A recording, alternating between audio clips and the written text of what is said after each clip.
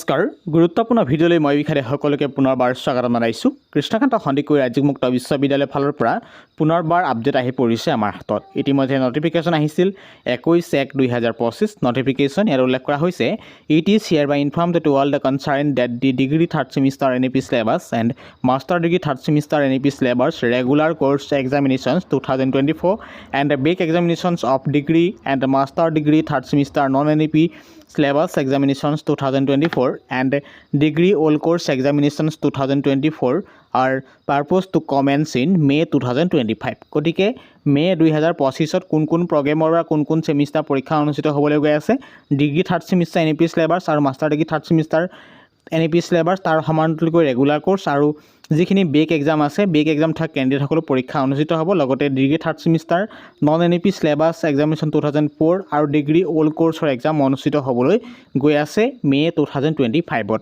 প্ৰথম পইণ্ট মনত ৰাখিব।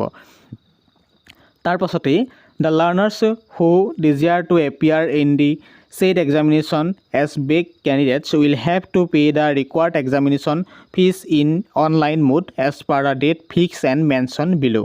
যিসকল কেণ্ডিডেটৰ বেক আছে, যদি আপোনালোকে এই সেমিষ্টাৰ ভিতৰত পৰিছে, আপোনালোকৰ যদি বেক আছে, বেকটো উঠাবলৈ কি কৰিব লাগিব, নিৰ্দিষ্ট সময় আছে, তাৰিখ আছে, তাৰিখৰ ভিতৰত আপুনি নিৰ্দিষ্ট ফিজ পে'মেণ্ট কৰিব পাৰিব, তেতিয়া আপুনি এক্সামত বহিব পাৰিব। মনত ৰাখিব। ইয়াত উল্লেখ কৰা হৈছে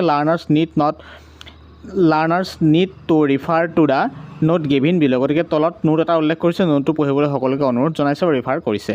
ইয়াৰ গুৰুত্বপূৰ্ণ পইণ্ট উল্লেখ কৰিছে last date of online payment 21/02/2025 without fine and 10/3/2025 with fine. গতিকে মনত ৰাখিব, বৰ্তমান আপডেট অনুসৰি এই ফৰ্ম ফিল আপৰ অন্তিম তাৰিখ ঘোষণা কৰিছে, অৰ্থাৎ ফিজ পে'মেণ্ট কৰাৰ অন্তিম তাৰিখ হৈছে বৰ্তমান 21/2/2025 উইথাউট ফাইন আৰু অন্তিম তাৰিখ উল্লেখ কৰিছে 10/3/2025 উইথ ফাইন। মনত ৰাখিব বৰ্তমান আপডেট অনুসৰি। তাৰপিছত গুৰুত্বপূৰ্ণ পইণ্ট উল্লেখ কৰিছে only those learners will be allowed to appear in the examinations who have made successfully online payment on time. কোনবোৰ কেণ্ডিডেট বহিব পাৰিব, যিখিনিয়ে ছাকচেছফুলি তেখেতে অনলাইন পে'মেণ্ট কৰিব, তেখেতলোকে পৰীক্ষাত বহিব পাৰিব। যদি আপুনি ছাকচেছফুলি অনলাইন পে'মেণ্ট নকৰে, আপোনাৰ এডমিট কাৰ্ড পাব্লিছ নহয়, মানে আপুনি পৰীক্ষাত বহিব নোৱাৰিব হাজাৰ চেষ্টা কৰিও। মনত ৰাখিব। তাৰপাছতে if any learners has made payment but receipt is not generated, she need to contact the ITCL of the university by sending an email to payments@kkssc.in. আপুনি নিৰ্দিষ্ট পে'মেণ্ট কৰিব, কিবা কিবি কাৰণত বা টেকনিকেল কাৰণত বা নেটৱৰ্কৰ কাৰণবশতঃ কি হ'ব, আপোনাৰ পে'মেণ্ট ৰিচিপ্টটো নোলাব, তেতিয়া আপুনি কি লৈ কমপ্লেইন কৰিব লাগিব, payments@kkssc.in এই কথা জনাব লাগিব। আৰু উল্লেখ কৰিছে no other method of contact will be accept in this regard. গতিকে তাৰ বাবে অন্য বেলেগ সুবিধা নাই, মেইলৰ সুবিধা দিছে, মেইলতে আপুনি সকলোখিনি প্ৰব্লেম জনাব লাগিব হেড অফিচক, এইটো কথা মনত ৰাখিব।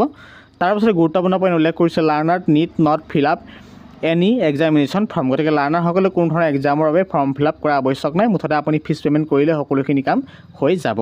তাৰপিছত গুৰুত্বপূৰ্ণ পইণ্ট উল্লেখ কৰিছে please note date the learners who have taken the admission during the period 15 January 2024 and 31 March 2024 and which enrollment number start within the date 232 also will have to appear in the said examination. বৰ্তমান যিটো third semester পৰীক্ষা অনুষ্ঠিত হ'বলৈ গৈ আছে programme wise ইতিমধ্যে গম পালে।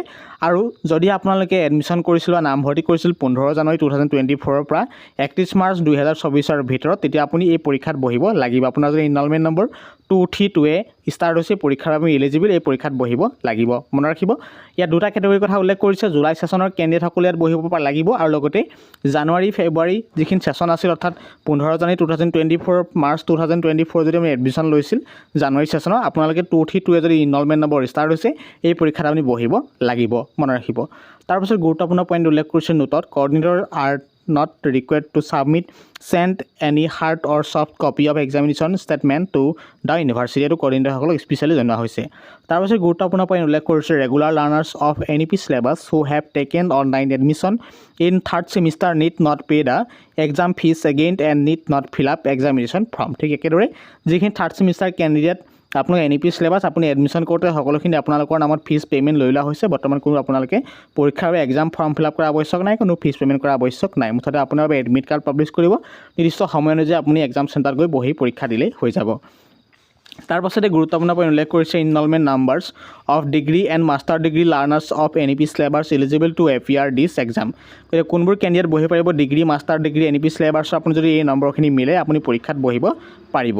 230 এণ্ড 232 আপোনাৰ এই নাম্বাৰ পৰিছে আপুনি সুন্দৰকৈ পৰীক্ষাত এলিজিবল আছে পৰীক্ষাৰ এলিজিবল আছে তাৰপাছত উল্লেখ কৰিছে enrolment number of master degree learners of non N E P syllabus eligible to appear this exam আৰু master degree non N E P syllabus কোনবোৰ পৰিছে এলিজিবল হয় পৰীক্ষা দিবলৈ 18 19 20 21 22 আৰু 2 3 1 যদি আপোনাৰ ইনৰলমেণ্ট নম্বৰ ষ্টাৰ্ট হৈছে এই সংখ্যাই তেতিয়া আপুনি পৰীক্ষাত বহিব পাৰিব non N E P syllabus কেণ্ডিডেটসকলে তাৰ সমান্তৰালকৈ আছে enrolment number of degree learners of non N E P syllabus eligible to appear this exam degree non N E P চিলেবাছৰ কথা উল্লেখ কৰিছে এলিজিবল কোনবোৰে হ'ব 17 18 19 20 21 22 231 আপোনাৰ ইনৰলমেণ্ট নম্বৰ ষ্টাৰ্ট হৈছে তেতিয়া আপুনি পৰীক্ষাত বহিব পাৰিব তাৰপিছত গুৰুত্বপূৰ্ণ পইণ্ট উল্লেখ কৰিছে all course back examinations for the degree third semester examination 2024 are valid only for the batches which enrolment number begin with 16 আৰু ডিগ্ৰী থাৰ্ড ছেমিষ্টাৰ যদি কোনোবা অল্ড কোৰ্ছৰ কেণ্ডিডেট আছে তেখেতলোকে বেকটো দিব লাগিব যিহেতু আপোনালোকে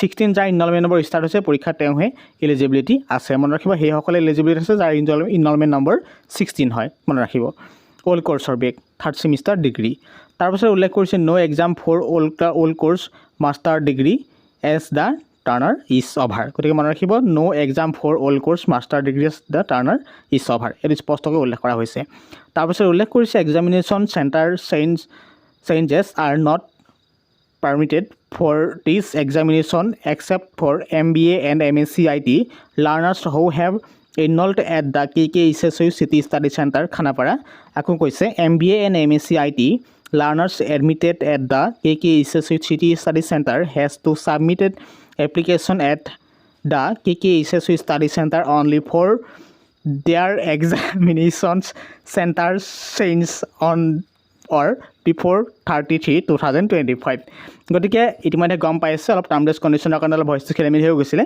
গতিকে ইতিমধ্যে গম পালে যে আপোনালোকৰ এইখিনি ইম্পৰ্টেণ্ট ইনফৰ্মেশ্যন প্ৰদান কৰিলোঁ আই হোপ কথাখিনি বুজি পাইছোঁ যদি ভিডিঅ'টো উপকৃত হৈছে নিশ্চয় ভিডিঅ'টো আপোনাৰ প্ৰিয় বন্ধুলৈ শ্বেয়াৰ কৰিব ইতিমধ্যে master degree third semester back course new course বা degree third semester back course new course NEP non NEP course সকলোৱে পৰীক্ষা অনুষ্ঠিত হ'বলৈ গৈ আছে পৰীক্ষা অনুষ্ঠিত হ'ব মে 2025ত আকৌ নতুন ভিডিঅ' লাহে প্ৰতিশ্ৰুতিৰ ভিডিঅ' এটা সামৰণি মাৰিলোঁ বৰ্তমান নটিছৰ ডেট ইয়াত ঘোষণা কৰা অনুসৰি আপোনাৰ ফিজ পে'মেণ্ট কৰা অন্তিম তাৰিখ 21/2/2025 without fine and 10/3/2025 with fine মনত ৰাখিব পৰৱৰ্তী পৰ্যায়ত আপডেট হোৱাৰ সম্ভাৱনা থাকিব যদিও অনতিপলমে নিৰ্দিষ্ট ফিজ পে'মেণ্ট নকৰাকৈ নাথাকিব যিসকলৰ বেক আছে ধন্যবাদ